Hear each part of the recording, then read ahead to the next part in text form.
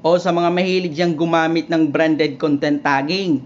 Ganito yung mag-a-appear sa mga video nyo o reels once na mag-tag kayo ng company.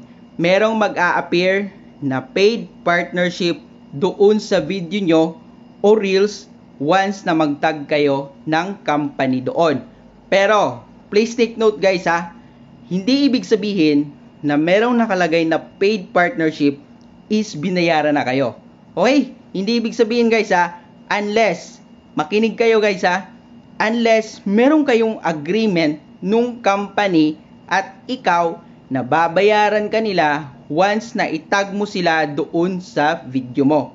Okay, klaro guys ha? Hindi ibig sabihin na kapag merong nakalagay na paid partnership is binayaran na kayo. Unless unless kung meron kayong agreement nung company.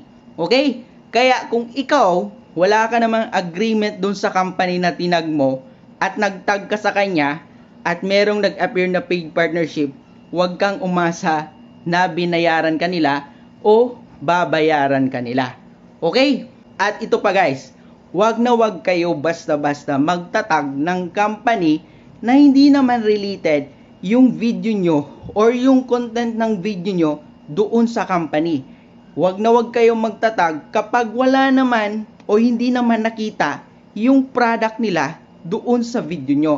Okay, possible na magkaroon pa kayo niyan ng violation from random tagging of company. Okay, merong ganun guys na violation. Sa mga hindi nakakaalam, merong ganun.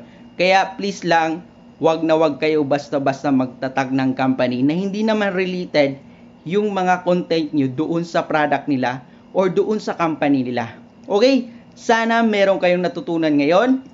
Kung meron man, i-follow nyo ako, i-share nyo itong video na to, mag-comment kayo dyan sa baba kung meron kayong gustong liwanagin about branded content tagging. Okay? So yun lang guys. God bless.